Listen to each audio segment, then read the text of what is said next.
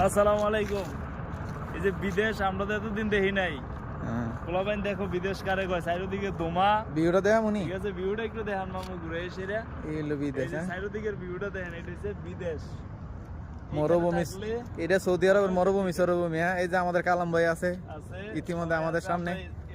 উদার ট্রাক কতলা সারা আর মনে করেন যে উদার মরুভূমি, ঠিক আছে।